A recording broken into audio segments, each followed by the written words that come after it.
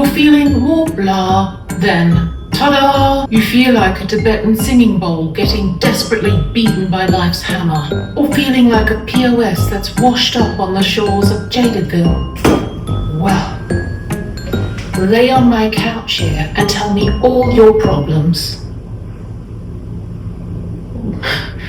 Actually, this feels pretty good. Today's video is going to be I want to talk about solutions, not problems, because sometimes talking about problems feels like you're digging into an endless hole. Haven't you noticed? The more you keep digging, not only the worse do you feel, but there just seems to be no bottom to the pit. You keep talking about your problems, you feel worse.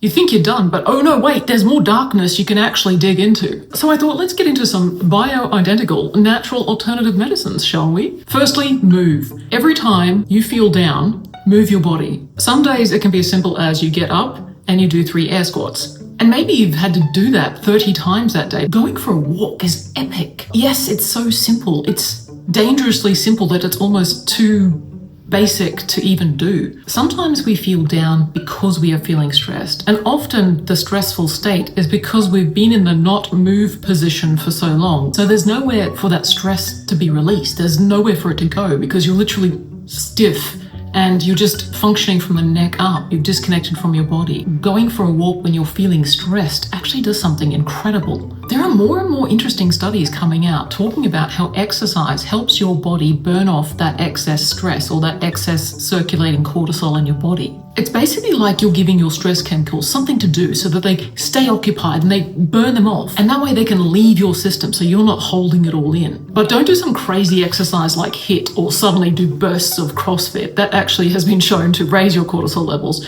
But I'm talking about this gentle exercise, a gentle walk, stretching your body, cat-cows, some yoga stretches, but something that you enjoy, some way that you move your body that makes you feel good. It's an interesting state when you're feeling down. Sometimes you're just not quite sure what's triggered it, but I do find that getting up and going for a walk, getting up, stretching, moving, changing the position of where you've been in is really helpful. Aside from walks, and something you can do inside the home is to find something to tidy up. This can be wiping down a bench, it can be cleaning out a drawer, it can be putting a towel away or sweeping down the courtyard. It gets you moving and heading in the right direction. It's still movement and it still counts. And not judging yourself in whatever activity that makes you get up and move. I tried handstanding the other day because I realized as adults, we often don't go upside down very often. When was the last time you stood upside down or were hung upside down? And I thought, I wonder if I can still do it. So I did a wall handstand. Give it a try. Try it to see if you can still do it. And also see if it makes you giggle like I did. It's a bonus to laugh whilst you're also getting some movement in. Help someone else.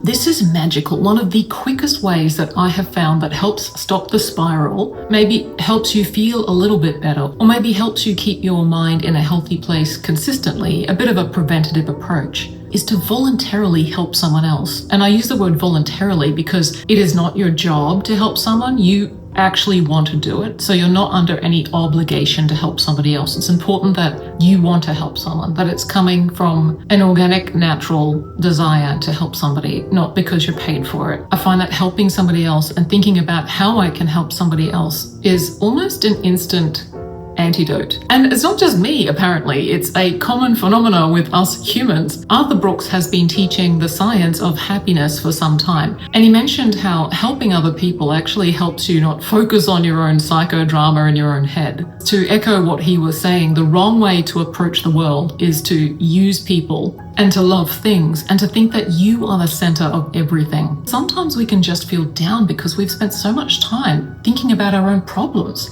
trying to find solutions, and we're narrowing in and becoming laser focused on our own life. We become trapped into a bubble and we feel down. And then we start focusing on, why do I feel off? And then that becomes a thing. So turning our attention in a deliberate way to focus on how we can help somebody else often brings a lot of peace. It can help us transcend our own life. We often get more perspective because we're no longer focusing on our narrow little mental stream. But it's also okay if the idea of reaching out to another person seems like quite a big step at this point, because it's also helpful to see how you can look after animals or plants Right now I'm learning how to grow lavender from seeds, and despite it being winter here, daily temperatures here are still quite warm. So I'm seeing if the little seedlings will actually sprout and if I gently water them and make sure that they are facing the light. But it's not about the plant. It's about the meaning that I give to taking care of the plant that is important. By focusing on the little steps of taking care of something else, whether it's another being or whether it's nature, it helps give your mind a rest from focusing on your own issues. I literally blank out when I'm putting soil into a pot. I don't know, maybe I'm breathing Legionnaires. You might remember from past videos too, I volunteer to walk the dogs of people who are in the apartment complex I was in. That's a way of helping somebody else in a no pressure and I don't really need to speak to a human being kind of a way. Just pick up the dog and have fun. Slumps are temporary, but they can also be very insightful. If you're still feeling that downer residue, that's totally okay too, because there's comfort in knowing that you haven't missed the bus. There's another one coming. There's another opportunity to give it a shot in another time, in another day. And slumps happen to the most happy and fulfilled people too. It's just part of the human ride. Give yourself a little room and just pick yourself up again later. Doing great. Probably a lot better than what you give yourself credit for. There's absolutely no need to beat yourself up because you think you haven't been as productive as what you think you should be. And it's not about perfection either. It's about that little bit better. And a little bit better is better than not better, so you're winning. And when you're compassionate and you become curious about your slumpy moments, that's when some of the best discoveries come out. For example, I have been keeping track of my slumpy days or days where I feel a little bit down because I'm seeing if there's a pattern. Is there something that I'm doing or something that's happening in my life that I can track and figure out maybe it's because we're not taking care of ourselves very well at certain points. We could realize, oh crap, I've just been eating empty carbs for 3 days because I've been feeling quite frazzled and short of time and all these feelings and I didn't prepare my day very well. That's going to catch up and then you start feeling pretty awful. And sometimes it could be a fluctuation in hormones and that could be down to diet, environment, stress levels, but it can also be for women if you're in the luteal phase. I have used an app called Flow, F-L-O. Women, you might love this app.